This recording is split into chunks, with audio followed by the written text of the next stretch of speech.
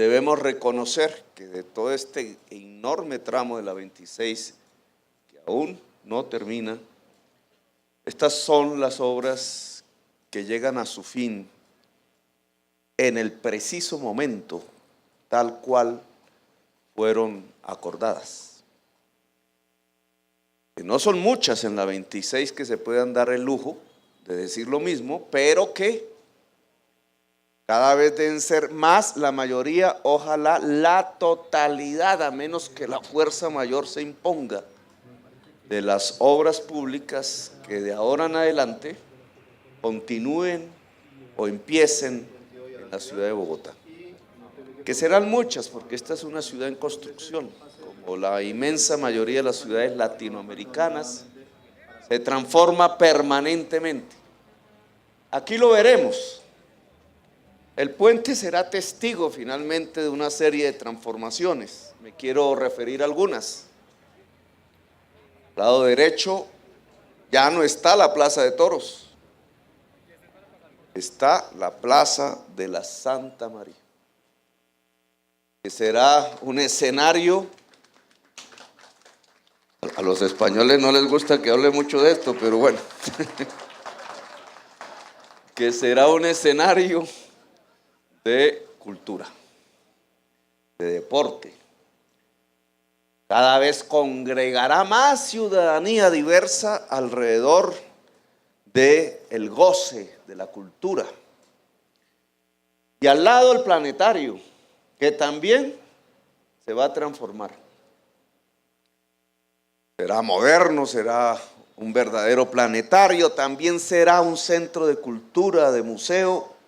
Este va a ser el corredor cultural. Seguirá por la séptima, no voy a hablar al lado izquierdo de lo que acontecerá exactamente en la 26 con Caracas.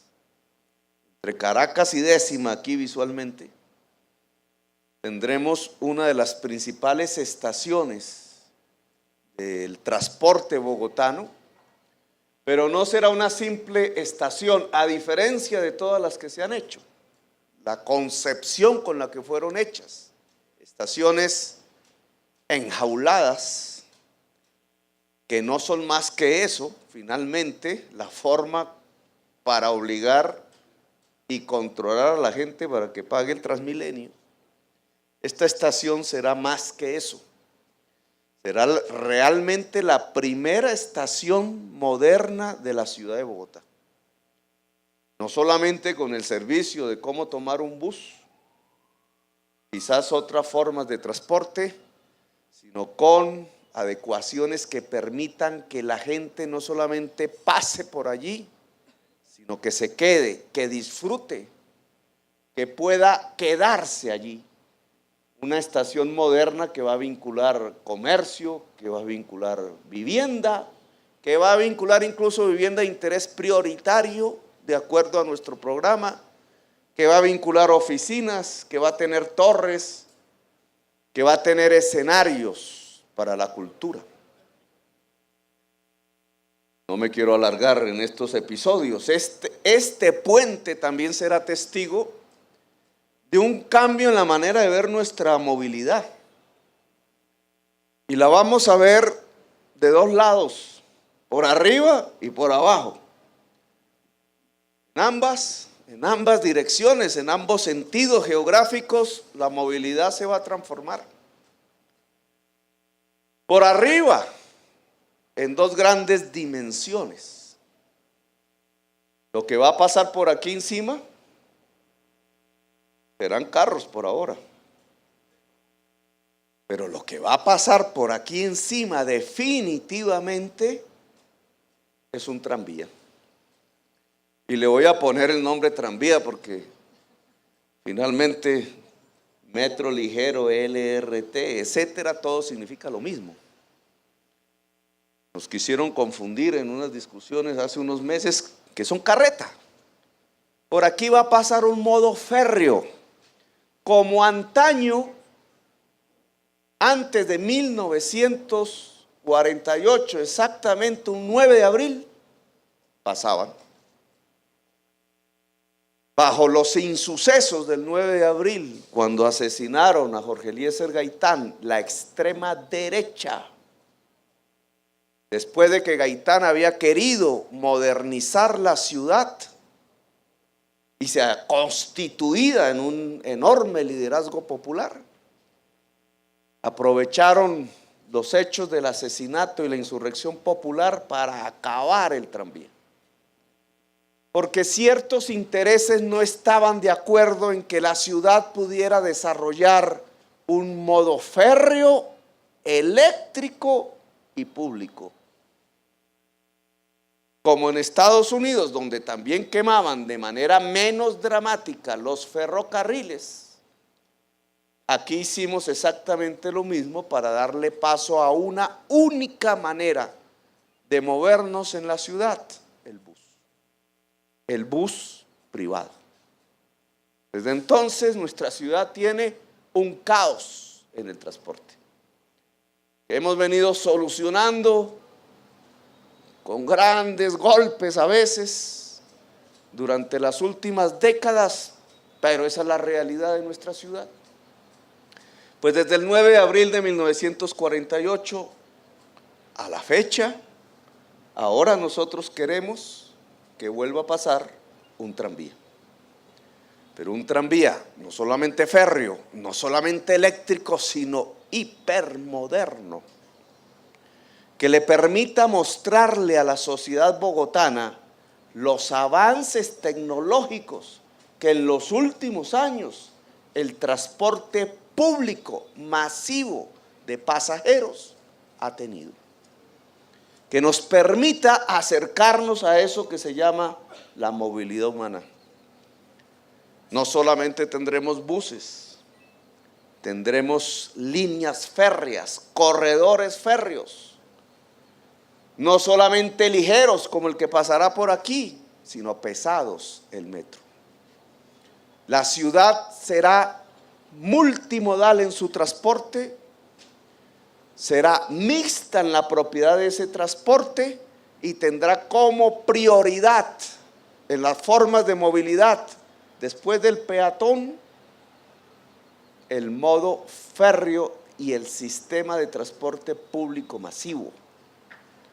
Este puente será testigo de ello.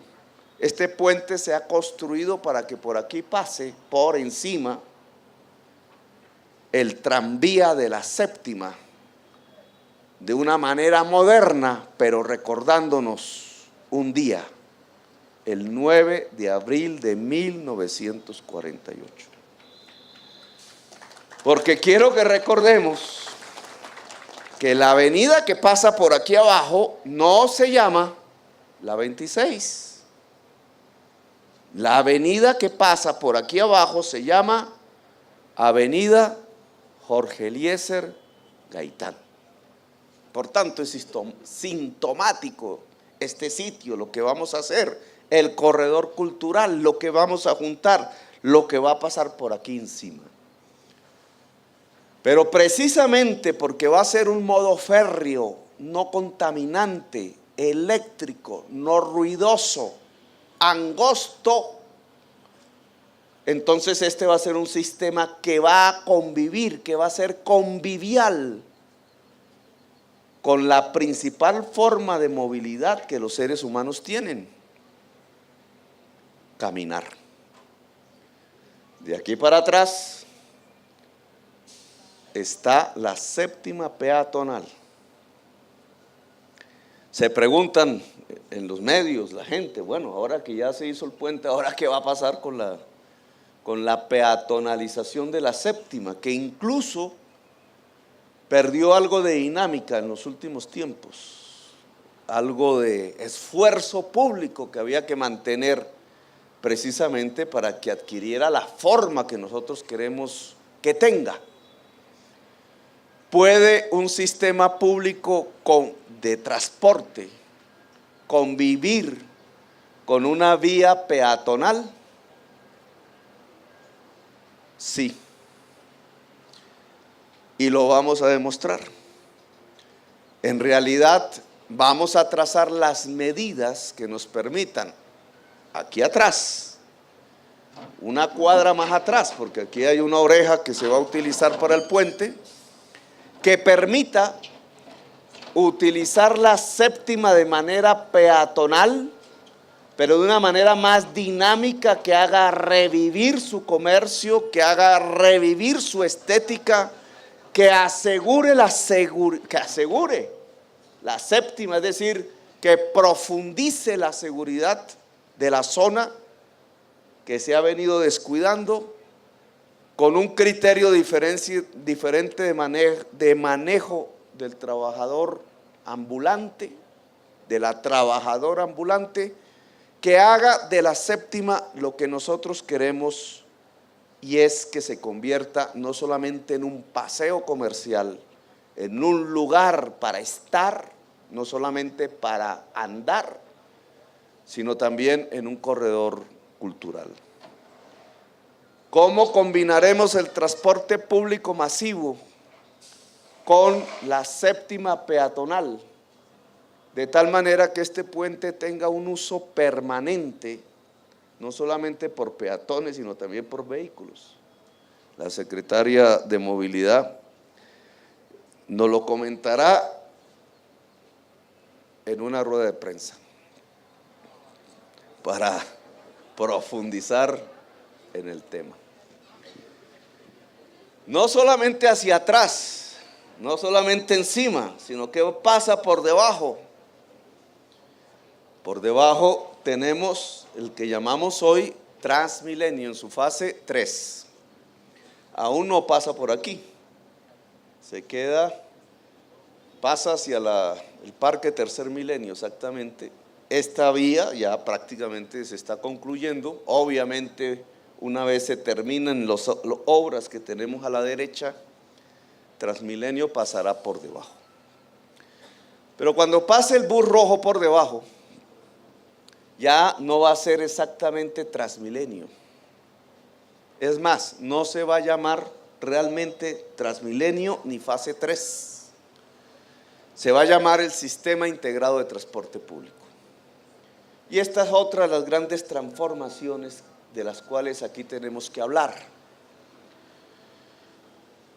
El SITP comenzaba en Bogotá en la medida que la 26 pudiera tener buses rojos andando.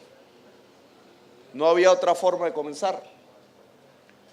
Con los atrasos de las obras, que alcanzaron a ser de 2 años, para no hablar del dinero,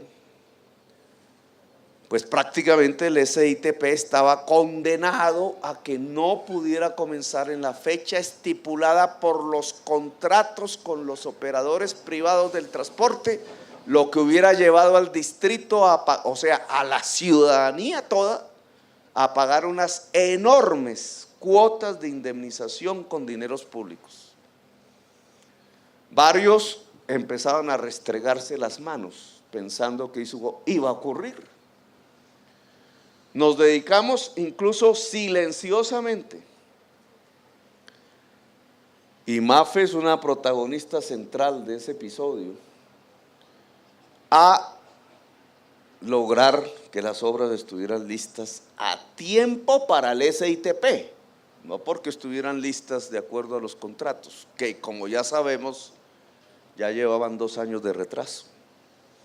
A tiempo para el SITP significaba que el primer trimestre de este año, a recién posesionados, prácticamente conociendo los vericuetos internos de la administración, nosotros teníamos que lograr que eso que parecía un imposible, llenos de polisombras a lo largo de la 26, en 3 meses pudiera permitir el rodaje de los buses rojos.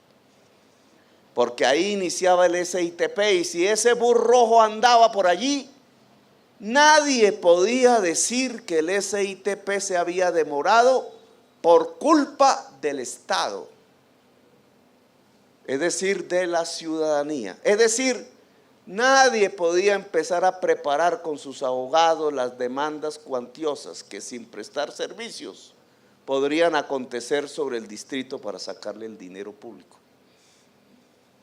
De eso se trataban esos 3 primeros meses. Debates, insinuaciones de que no estábamos preparados, de que cómo íbamos a empezar el SITP si no estaban las miles de estaciones, como si fuéramos a empezar por el norte, que no se conocía cómo era que funcionaba, que como que habían 2 tarjetas, como si no se hubiera pactado desde el año pasado la existencia de esas 2 tarjetas que tratamos de remediar.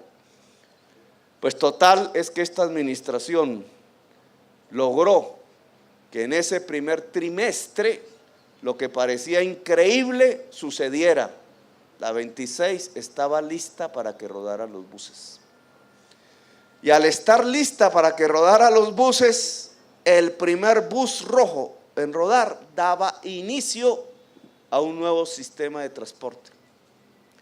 El SITP, Sistema Integrado de Transporte Público, que tiene una serie de tarifas, que tiene una serie de modalidades que nos va a cambiar la vida, la cotidianidad, que ya no podremos coger el bus simplemente poniendo la mano, pare aquí, o nos va a dejar el bus donde se le dé la gana, como también sucede, o donde nosotros quisiéramos inmediatamente, que ya no vamos a poder pagar en monedas como hacíamos antes. Le mandaba el puchito de monedas desde la puerta de atrás y ahí iban dando el puchito de monedas hasta que llegaba el chofer e incluso llegaba las vueltas.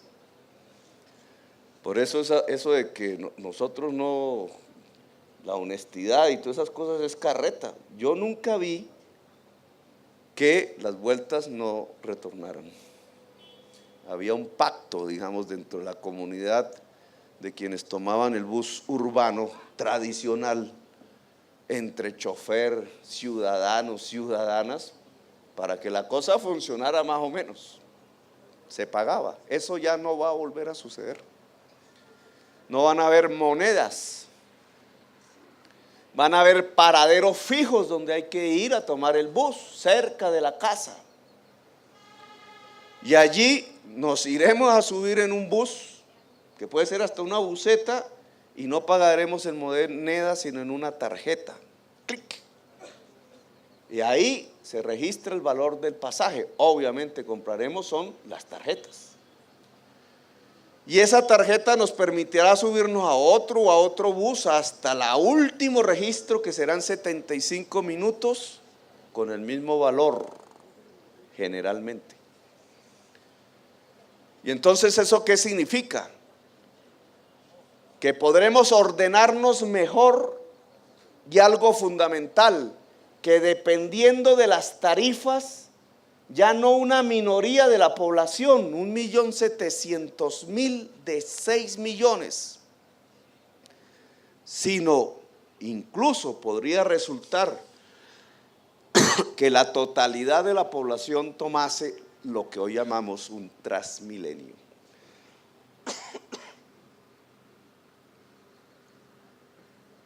Ese es un sistema integrado. Y las medidas que estamos tomando desde el día de ayer tienen que ver con cuánto nos va a valer. Y aquí quiero hacer una parte, profundizar nuestra exposición, porque es ahora, esto ya se ha venido debatiendo, pero ¿cuánto nos va a valer? Desde hace aproximadamente 30 años, yo no sé, no olvido si usted tenga en sus registros de la historia del transporte de Bogotá, ¿cuándo fue la última vez que se subsidió el transporte? Como en el 75, yo no me, digamos, año 1975, hace más o menos 37 años, va para 4 décadas que no hay subsidio del transporte en Bogotá y en Colombia, pero digamos aquí en Bogotá, 4 décadas. Antes había un subsidio al transporte, es decir, los bogotanos pagaban menos de lo que costaba realmente mover los buses, el Estado pagaba una parte. Se quitó el subsidio al transporte y fue una buena medida.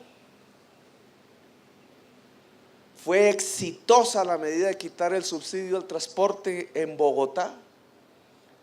Si uno va y mira París, Londres, Washington, México, Madrid, para poner y nombrar solo algunas ciudades famosas, ¿ustedes creen que en esas ciudades no hay subsidio al transporte?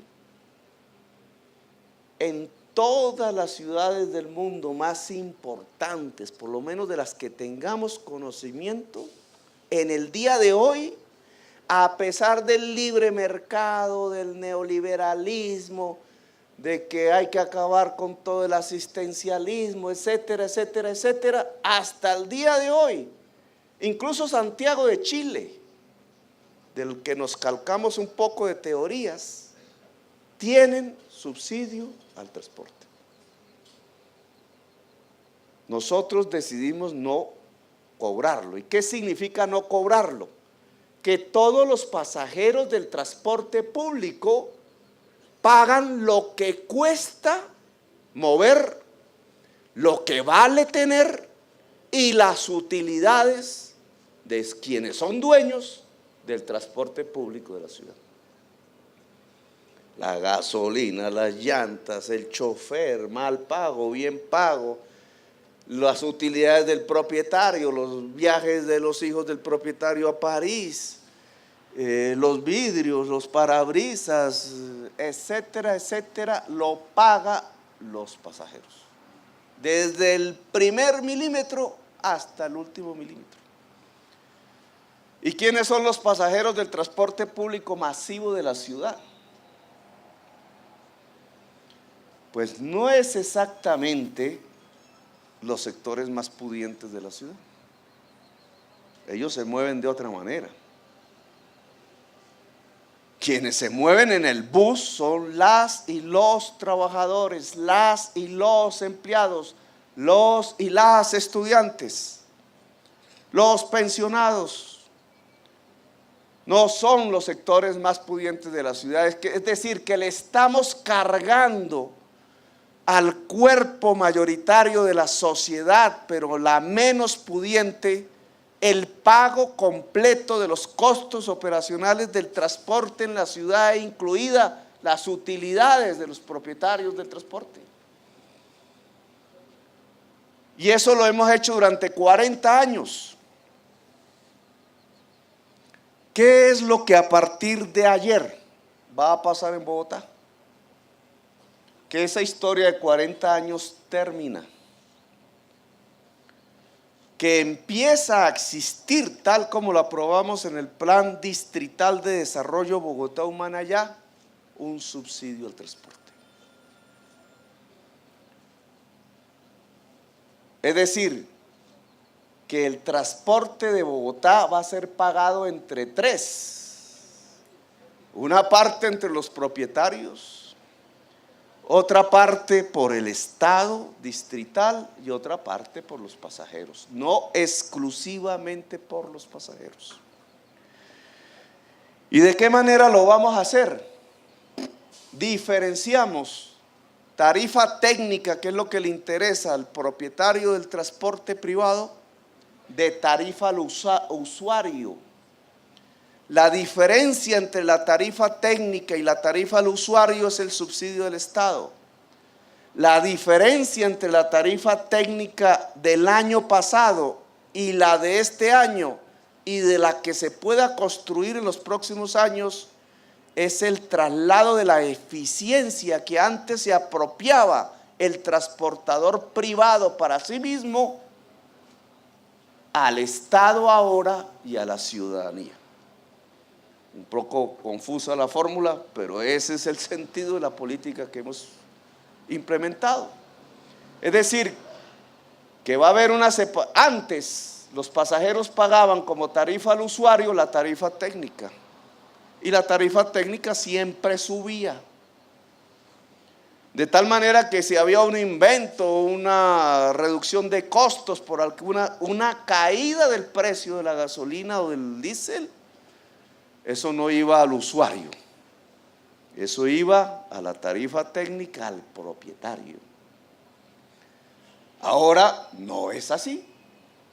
Ahora la tarifa al usuario se decreta de acuerdo a nuestras capacidades presupuestales. Será menor que la tarifa técnica y sobre la tarifa técnica haremos un esfuerzo para que cada innovación, mejoramiento de la organización como el SITP o como acaba de acontecer con la caída del precio de los combustibles o con renegociaciones de contrato implique necesariamente una caída de la tarifa técnica de tal manera que el beneficiario sea también el Estado y la ciudadanía.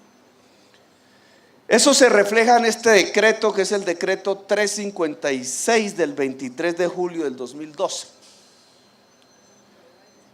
o sea, de ayer. Este decreto versa sobre la tarifa al usuario, que no sobre la tarifa técnica, de lo que hablaremos en otra rueda de prensa con Ana Luisa. Este decreto sobre la tarifa al usuario establece las condiciones tarifarias que se pondrán el 1 de agosto, o sea, creo que la próxima semana y media, 1 de agosto, para quienes usen tarjeta para pagar el transporte, sea esa tarjeta de la fase 1, sea de la fase 2, sea de la fase 3, o sea de las cada vez más numerosas busetas y buses que se pagarán con tarjeta. El año entrante será prácticamente todo el transporte de Bogotá, porque esto va paulatinamente aumentando. ¿Cuáles son las tarifas? Redujimos en 50 pesos la tarifa actual de 1.750 en Transmilenio a 1.700 en las horas pico, que va de las 5:30 de la mañana a las 8:30 de la mañana, y por la tarde de 4:30 de la tarde a 7:30 de la noche. 50 pesitos. Pero en las horas valle, es decir, en el resto de las horas, entre las 8:30 de la mañana y las 4:30 de la tarde, y después de las 7:30 de la noche y antes de las 5:30 de la mañana, lo que hoy cuesta 1.750 pesos, valdrá 1.400 pesos. Que será el mismo valor, esos 1.400 pesos, para los días domingo y festivos, que hoy vale 1.750. Y que será el mismo valor, 1.400 pesos, para buses y busetas tradicionales, que a partir de ahora tengan el sistema de pago con tarjeta, que cada vez serán más, el año entrante serán todos. ¿Esto qué significa? En primerísimo lugar, que las familias bogotanas que usan el transporte público van a pagar en total durante un año mucho menos de lo que hoy pagan. Es decir, liberamos recursos de la canasta básica familiar que se utilizaban para pagar el transporte público, ahora para que la familia pague otros gastos diferentes. Disminuimos el gasto en transporte de las familias bogotanas, todas. Ese es el primer hecho. ¿Por qué queremos hacerlo? No solamente por un elemento de justicia, de lucha contra la segregación, sino fundamentalmente porque ante la crisis que se avecina económica, la ciudad de Bogotá, para mantener sus puestos de trabajo, su posibilidad de prosperidad, tiene que generar y aumentar mercado interno, es decir, demanda de las gentes que viven en Bogotá. Y la mayor parte de la gente que vive en Bogotá es precisamente la que no tiene mayor capacidad de demanda, porque la totalidad de su sueldo, de su ingreso, tiene que ir a pagar los servicios públicos, el transporte, el arriendo, y de ahí no queda sino para la comida. Si nosotros disminuimos en servicios públicos, como ya lo hemos hecho con el consumo mínimo vital de agua, disminuimos costos en transporte, aún podemos hacer más. Esta gran parte de la sociedad bogotana podrá gastar en otras cosas, quizás en leche para sus hijos, en ropa, y eso aumentará en conjunto la demanda y el mercado interno de la ciudad, y eso es lo que nos va a salvar de una crisis económica que, entre otras, hoy los españoles ya están viviendo. Viene para acá y viene rápido.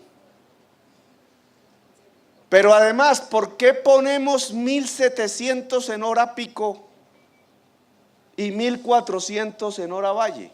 ¿Eso para qué es? Alguien me decía en el Twitter, pero es que usted pone 1.700 donde todos vamos apretujados, en cambio sí le baja cuando la gente va, es cómoda en los buses. Debería ayudarnos a nosotros que vamos ahí como lata en jardín del sardina y no allá donde van más cómodos. Precisamente por eso. ¿Cuál es el criterio? Es el mismo criterio que usamos con el pico y placa de los carros. En el pico y placa de los carros hay menos carros en la hora pico y fluyen rápido. ¿Qué significa que fluyen rápido? Que los buses alimentadores fluyen rápido, que los buses de transporte público fluyen más rápido, que el Transmilenio puede fluir más rápido. Es decir, el que gana con que haya menos carros en las horas picos es el que va en el bus, fundamentalmente. Ya el que quiera liberar su carro en la hora valle lo saca si quiere. Ojalá se autorregule, esa es una de las cosas que vamos a hacer. Pues ese mismo principio es el que utilizamos para estas tarifas.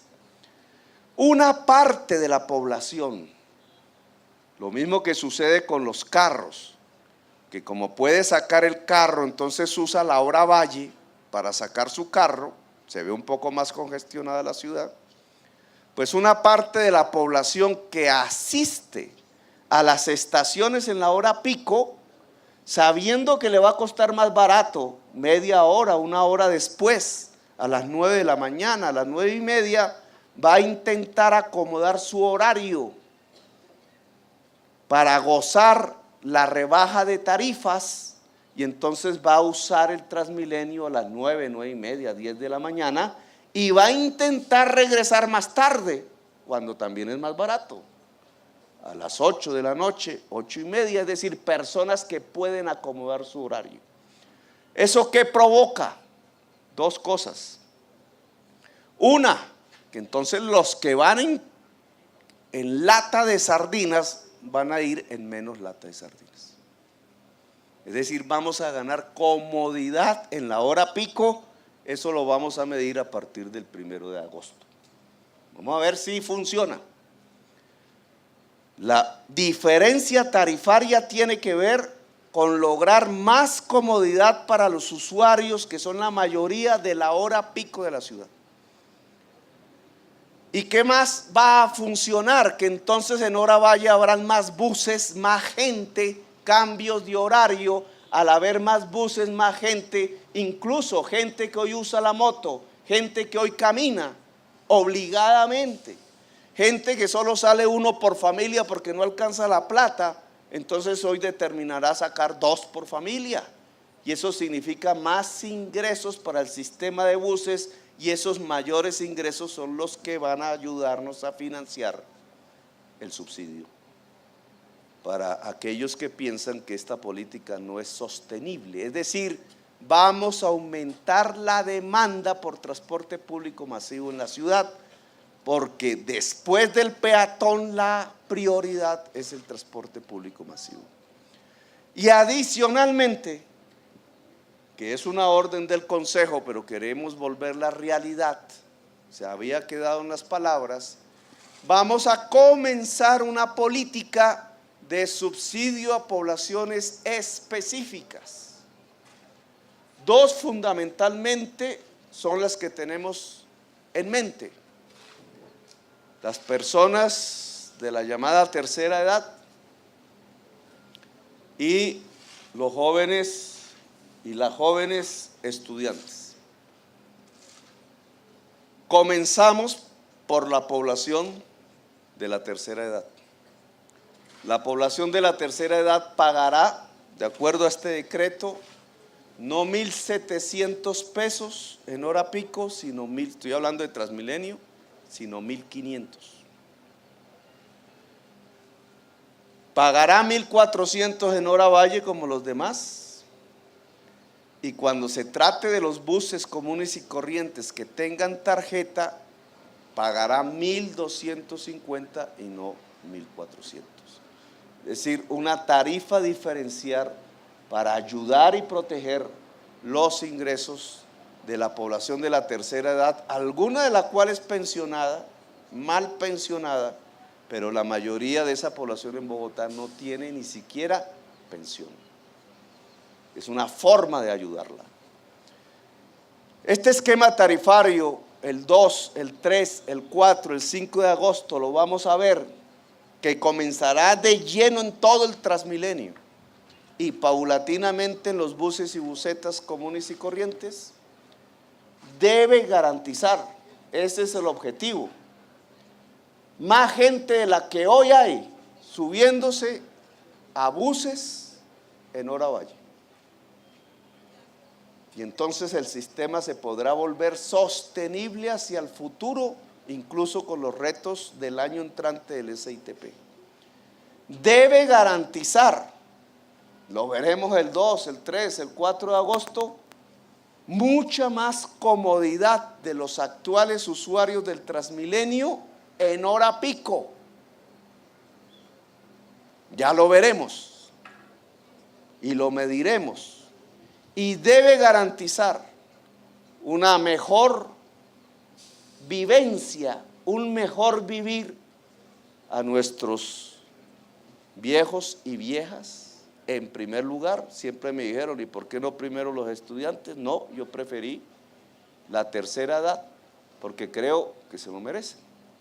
Y estos son los dos andamiajes que sobre este puente, tanto por encima como por debajo, van a transformar en realidad la historia del transporte público de la ciudad de Bogotá. Y me sirve el puente y me sirve el lugar, porque indudablemente, y hay que recordarlo, el nombre de la avenida que pasa por debajo, Jorge Eliezer Gaitán, ese es un sueño de todos los modernizadores progresistas que la ciudad ha tenido, por lo menos durante el siglo XX, y que desgraciadamente en general los han asesinado. Incluso muy cerca de aquí, uno, quizás el primero, Rafael Uribe Uribe.